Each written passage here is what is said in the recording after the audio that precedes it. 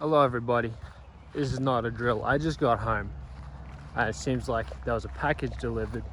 It is 2 days late, but we'll let it pass. But what are these? Yeah buddy, we've got some wheels. I just need to hide my sensitive information, but hey, look at that. Don't look at that label, but yeah, we got our wheels finally. This took forever. As you can tell by the box, I got some Koenigs. Specifically, I got some Koenig Hypergrams. Now I went with these guys mainly because I couldn't find a size in a 15x8 that I liked. But ooh, look at that. Man, they look sexy. So this is a 15x7 half plus, ooh, I think it's plus 35. I'm not sure, but these were the best sort of spec'd cheap wheels I could find. They are flow formed, so they're a bit cheaper than, you know, your fully forged wheels, and they are a lot stronger, like a lot stronger than just your cheap reps. I'm really excited to have these. Obviously wheels are no cheap item, so I'm keen to finally be able to afford them. But these are gonna look absolutely schmexy on the car, I reckon. Just the bronze with the green will suit very well. Now, main thing I need to do is get my tires. So that will be probably the next clip I do, is get the tires. Once I have the tires, throw them on the car, see how they fit. And then obviously if I need to roll my fenders, we'll do that from there. So probably pick this up in a few days when I get my tires. Okay, I couldn't resist. I had to put on the wheel caps. I just want to see it. Oh man, look at that. Also, they come with lug nuts. Since when did this happen?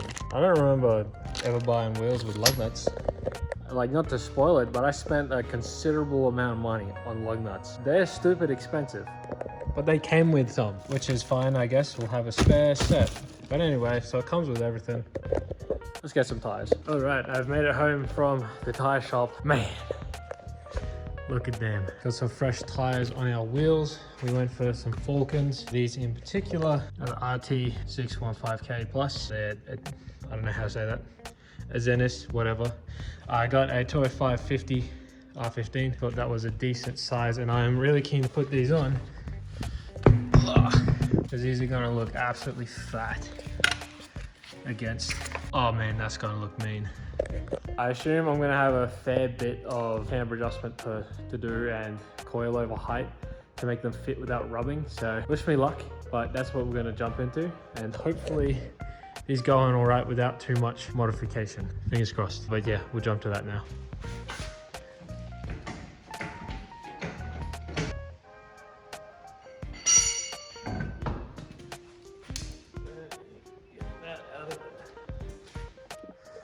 Oh man, I'm tired.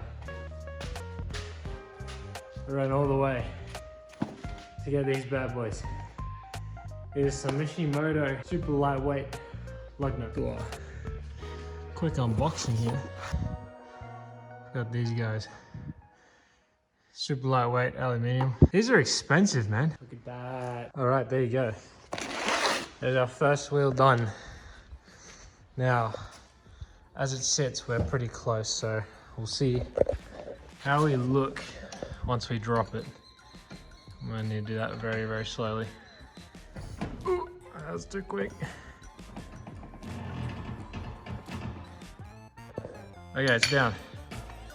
Obviously, once you move your suspension like that, it needs to settle a bit, so it will drop down a bit further, but man. Oh, dude, that's perfect.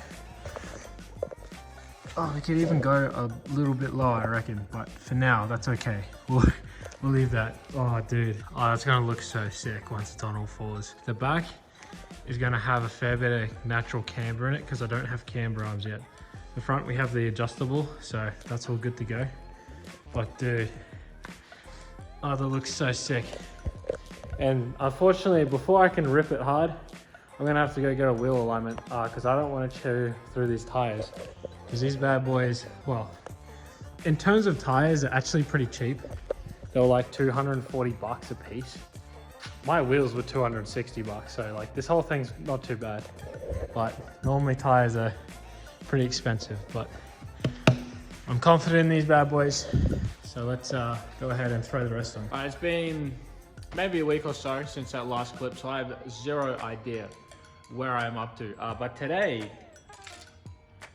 I'm gonna be rolling some fenders. And before we get to this, I think I need to address the elephant in the room. I know what you're thinking, Jack. Did you shave? Where's the mustache? You know, did you cut yourself shaving? And well, you know, you'd be mistaken for thinking that. You know, I forgive you, obviously. But no, I actually fought a polar bear, and I won, by the way. But the mustache had to come off because it injured me in the fight. I don't know what you're thinking. Picture it didn't happen. There it is. That's it right there. Don't call me a liar next time. Anyway, we're gonna go and lift the car up, take our wheel off, and we'll get started on this. This is not a tutorial. Actually, no, it is a tutorial on what not to do, because I have no idea what I'm doing. Let's get to it! All right, so this is our fender roller tool here. We need to mount it to our studs there, which should be easy enough, I hope.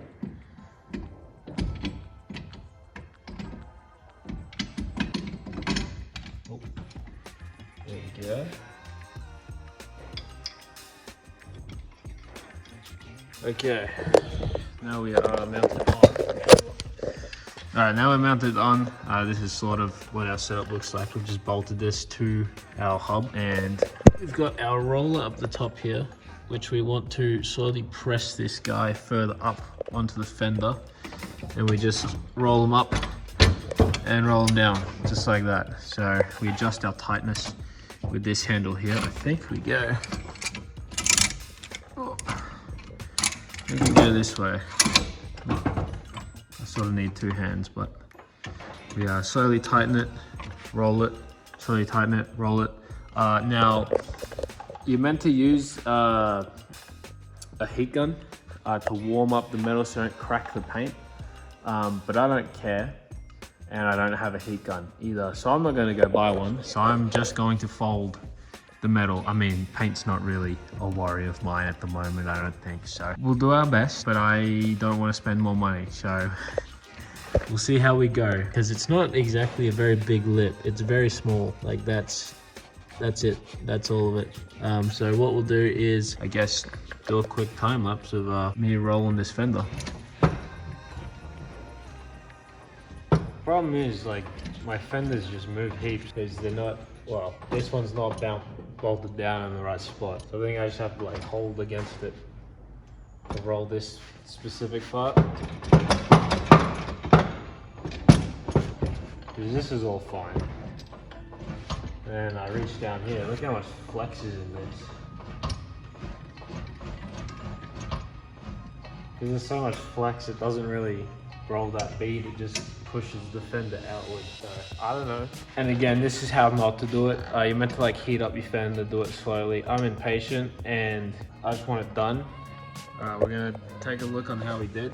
So it's definitely rolled up a fair bit. I think it's like chip paint or something, but our main lip is fairly rolled. It's hard to do this. Yeah, I think that's not too bad. I think that'll do the job we need it to do. So I'm gonna throw the wheel on and see how we fit. Yeah, that was a bit quick. Yeah, obviously it needs to settle a little bit before we get our proper suspension height, but I'm a bit more confident on that clearance, especially because if we go down, you know, there's not much of a lip to run on, so that's a fair bit of room. I also have done the other side already, so this side is already rolled, and I'm pretty happy on that as well. Obviously I could probably afford to drop the front a bit more to get more of like a tucked look, but I want to run as least amount of camber as I possibly can. So I think I might be able to just drop it like a tiny bit more before I have to start pulling camber in it to make them fit. So this will do for now. The big thing we have to do is sort out our rear. If we take a look, it is quite a big lip. So you can see that is like a finger width of lip rolling to do. So I think this will probably have to be done actually properly. All right, well, we've run into a problem. So this, it doesn't go any shorter. And the lip's here, and this is above it. So I'm sort of stuck for ideas. My only thought is if I need to drop this assembly down so that fits, which means I have to disconnect this sway bar or drop the coilover down or something. Something that involves a lot of effort, and I don't like effort. So I'm gonna think of the laziest and easiest way to do this. So I'll pick this up when I have achieved that. All right, here's the update. I found this thing here, which is to heat coals. So I'm hoping that it's hot enough to heat the inner lip there. What I had to do is disconnect our sway bar link and coilover so I can push it down, and then I got a jack to support it. That way I got a better angle on the lip here. I've already sort of cracked the paint, but we'll try and save the rest of it. The edges sort of don't really matter. I'll touch them up, but they should be folded back. But yeah, so that's where we're at. I'm gonna plug this in and see how we go. But as long as I get enough clearance, we'll be okay.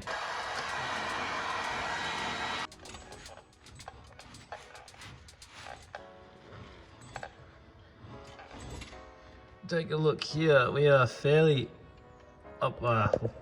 We did chip a bit of paint, but that's not too bad.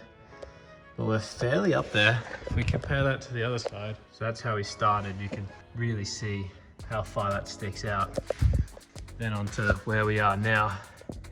That is nice and tucked. That should do us fine. Now we just got to copy and repeat, hit them up a bit, do a bit of rolling. I'll have to drop the sway bar link on the other side as well and put all this side back together and slap our tire on, but we're almost there. I think I might just cut to when everything's sort of done, because it's just repeating that same step on those two sides on the other side. So we'll pick this up when we're done, and then we just need to get a wheel alignment and we're good. All right, due to some circumstances, I have run out of time to finish this video, but this is how we're sitting. It looks quite good. I obviously need to drop it, but I'm gonna have to do a second part to finishing this, I guess. Yeah, but I've got a plane to catch very soon.